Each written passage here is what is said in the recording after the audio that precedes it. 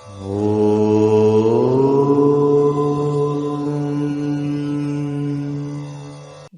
நான் டாக்டர் தீபா அர்லாலன். இன்னைக்கு நம்ம என்ன டாபிக் பற்றி டிஸ்கஸ் பண்ண போகிறோம் அப்படின்னா, இந்த ராகு கேது பயிற்சி தாங்க பார்க்க போகிறோம்.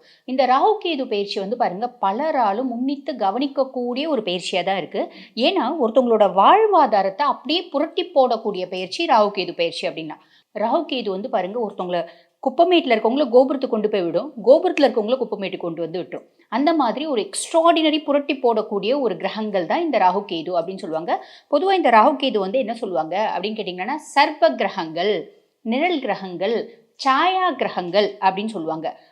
சாயா கிரகங்களாக இருந்தாலும் இந்த ராகு கேது வந்து பாருங்க, எந்த ராசியில் போகிறாங்களோ அந்த ராசியாதிபனோட வேலையும் செஞ்சுப்பாங்க, இவங்களோட தனித்துவத்தையும் காமிப்பாங்க. இதை உதாரணத்துக்கு சொல்கிறோன்னா, நம்ம யாரையோ ஒருத்தவங்க வீட்டுக்குள்ளே விடுறோன்னா அவங்க நம்ம வீட்டுக்குள்ளே வந்து மொத்தமாக நம்மளை அமைக்க அவங்க டாமினேட் பண்ணுறாங்க பார்த்தீங்களா. ஒட்டகத்துக்கு இடம் கொடுத்த கதையாயிடும் ராகு கேதுனோட ஒரு கேரக்டர்ஸ். அப்படிப்பட்ட ராகு கேது ஒவ்வொரு ராசிகளுக்கும் என்னென்ன மாதிரி பலன்களை கொடுக்க போகிற பார்க்கலாம் வாங்க.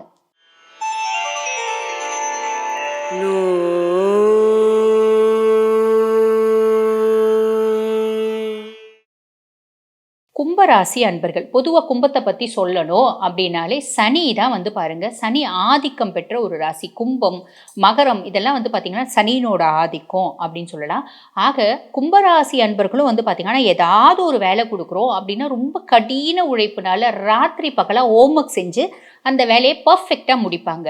என்ன கும்பராசிக்கும் வந்து பார்த்திங்கன்னா ஒரு எப்போ பாரு வந்து பார்த்திங்கன்னா ஏதாவது மனசில் ஒரு குழப்பம், ஒரு ஸ்லக்கிஷ்னஸ் அப்படின்றது இருக்கும்.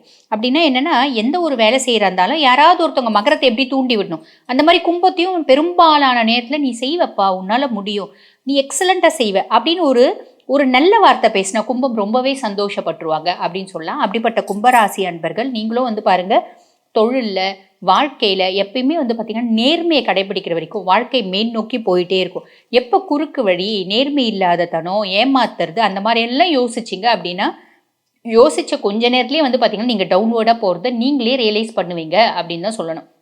அப்படிப்பட்ட கும்பராசி அன்பர்கள் உங்களுக்கு வந்து பாருங்கள், 7 நாட்டு சனியில் பாத சனி கடைசி காலகட்டத்தில் இருக்கீங்க. சனி பகவான் பெருசாக வருத்து எடுக்கக்கூடிய நிலைமையில இல்லை. இப்போ ராகு கேது எப்படி இருக்காங்க அப்படின்னா, ராகு பகவான் 1ஆம் பாவம், கேது பகவான் 7ஆம் பாவத்தில் இருக்கார். இந்த 1ஆம் பாவத்தில் இருக்க ராகு பகவான் லக்னத்தில் சுயஸ்தானத்தில் இருக்க ராகு பகவான் என்ன பண்ணுவார் அப்படின்னா, தைரியம், துணிச்சல், எது வந்தாலும் பார்த்துக்கலாம் விடு அப்படின்னு ஒரு அசட்டு தைரியத்தை கூட ஏற்படுத்துவார் அப்படின்னு சொல்லலாம்.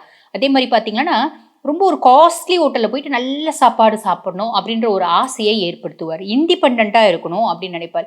பொதுவாக ராகு ஜென்மத்தில் வரும்போது குடும்பத்தோடு இருக்கிறது பிடிக்காது. நீங்கள் எல்லாம் என்ன டிஸ்டர்ப் பண்ணிட்டு இருக்கீங்க, நான் தனியாக போகிறேன் அப்படின்னு சொல்லிட்டு தனியாக பீச்சிக்கு போய்டுறது, தனியாக ஹாஸ்டல் போய்டுறது, இந்த மாதிரிலாம் செய்வாங்க. தனியாக வீடு எடுத்து தங்குறது, இந்த மாதிரிலாம் செய்வாங்க. காரணம் என்ன அப்படின்னா, அவங்களுக்கு வந்து இண்டிபெண்ட்டாக இருக்கணும் அப்படின்றது ரொம்ப பிடிக்கும். மற்றவங்களோட சேர்ந்து இருக்க பெரும்பாலும் பிடிக்காது அப்படின்னு தான் சொல்லலாம்.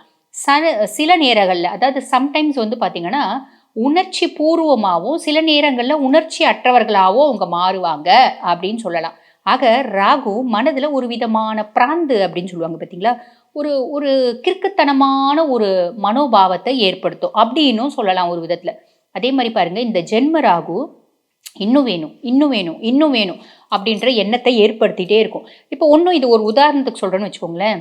சாப்பிட்டு முடிச்சுடுவாங்க, வயிறு ஃபுல்லாக நல்ல சந்தோஷமாக சாப்பிட்ருவாங்க. சாப்பிட்டு ஒரு 1/2 மணி நேரத்துக்கு வேறு எதாவது சாப்பிடணும் அப்படின்னு தோணும். வயிற்றில் இடம் இருக்காது, இல்லை சாப்பிடணும். அந்த ஒரு கிரேவிங் சொல்லுவாங்க பார்த்தீங்களா, வெறும் எண்ணம், வயிற்றில் இடம் கிடையாது, சாப்பிட்ணுன்ற இதுவும் இருக்காது, வயிறு திம்முன்னு இருக்கும், சாப்பிட்ணுன்ற இதுவே இல்லை, வயிறு ரொப்பி இருக்குது, இருந்தாலும் எனக்கு ஒரு வெறி வருது சாப்பிடணும் அப்படின்னு. இந்த மாதிரி இது சாப்பிட்றது நான் உதாரணமாக சொன்னேன். அது எல்லாத்துலேயுமே அவங்களுக்கு இருக்கும். எது இருந்தாலும் பத்தாது, இன்னும் வேணும், இன்னும் வேணும்னு வரும். ஏன் அப்படின்னா, ராகு தலை மட்டும்தான் இல்லைங்களா, மனித தலையும், அதாவது அரக்கனோட தலையும் பாம்புனோட உடலும். ஆக அவனுக்கு வந்து பாருங்க, இன்னும் வேணும், எது கொடுத்தாலும் பத்தாது, இன்னும் வேணும், இன்னும் வேணும் அப்படின்ற அந்த ஒரு கேஜிஎஃப் படத்தில் ஹீரோ சொல்லுவார் பாருங்க, நிறைய பாராக தங்கம் இருக்கும், இருந்தாலும் இன்னும் வேணும் அப்படின்னு பார்த்தீங்களா. அந்த எண்ணம் வந்து பார்த்தீங்கன்னா இந்த ஜென்ம ராகுக்கு ஏற்படும் அப்படின்னு சொல்லலாம். இன்னும் ஒரு சிலருக்கு வந்து பாருங்க, ஒரு இனம் புரியாத குழப்பம், இனம் புரியாத பயம் அதுவும் ஏற்படும். உதாரணத்துக்கு வந்து பாருங்க, இவங்க ஒரு கோயிலுக்கு குடும்பமாக போயிட்டே இருக்காங்கன்னு வச்சுக்கோங்களேன். இவங்க கார் ஓட்டிட்டு போயிட்டே இருப்பாங்க. திடீர்னு ஆக்சிடென்ட் ஆயிட்டா, குடும்பத்தில இருக்கவங்க எல்லாரும் செத்து போயிட்டா என்ன ஆகும்? அப்படின்ற மாரி, ஐய்யய்யோ! என்ன ஆகும்? அப்படின்ற ஒரு பயமும் ஏற்படும். ஒண்ணும் இல்ல, ஒரு பொண்ண கல்யாணம் பண்ணி கூட்டிட்டு வந்திருக்காங்க. பொண்ணு 7 வருஷம் லவ் பண்ணியிருப்பாங்க. கல்யாணம் பண்ணி கூட்டிட்டு வந்திருப்பாங்க.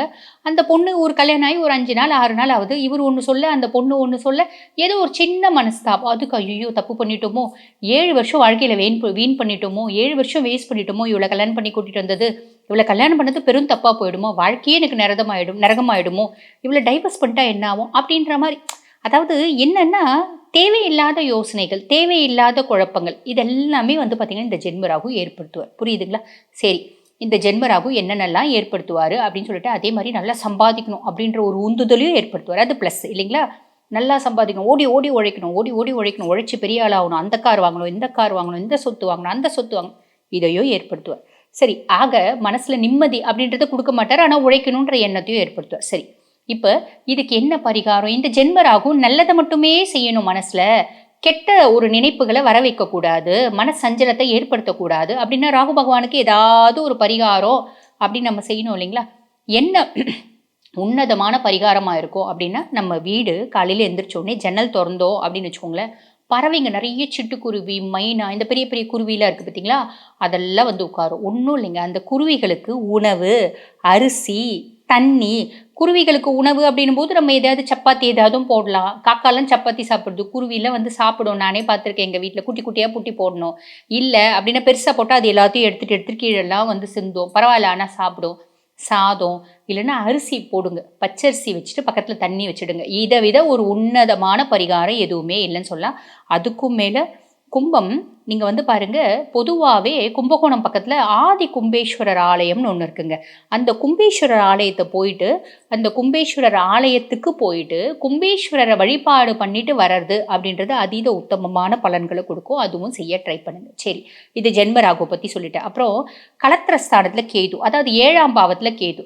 7ஆம் பாவத்துல கேது என்ன பண்ணுவாரு அப்படின்னா, உங்களுக்கும் உங்களோட பார்ட்னர், ஸ்பவுஸ்க்கும் ஒரு சார்ட் ஆஃப் அதாவது மிஸ் அண்டர்ஸ்டாண்டிங், டிஷ்ஷும் அப்படின்றத ஏற்படுத்துவாரு அப்படின்னு சொல்லலாம். வாழ்க்கை துணை வந்து எவ்வளோதான் உங்க மேல அன்பா இருந்தாலும், அத புரிஞ்சுக்கிற கெப்பாசிட்டி, அவங்களோட தியாக உணர்வ தெரிஞ்சுக்கிற ஒரு பிராப்தமே உங்களுக்கு ஏற்படாது அப்படின்னும் சொல்லலாம். சரிங்களா? நீங்க வந்து பாருங்க நெறைய எதிர்பார்ப்பீங்க. ஜென்ம ராகு இன்னும் வேணும்னு சொல்லும் நான் தான் சொன்னேன்ல. அவங்களால உங்களோட எண்ணத்த ஈடுகட்டவே முடியாது. ஸோ உங்களோட எக்ஸ்பெக்டேஷன் ரொம்ப ஜாஸ்தியா இருக்கும். அவங்க திருப்பி உங்களுக்கு செய்யறது ரொம்பவே கம்மியா இருக்கும் அப்படின்னு சொல்லலாம். அப்ப என்ன பண்ணணும்?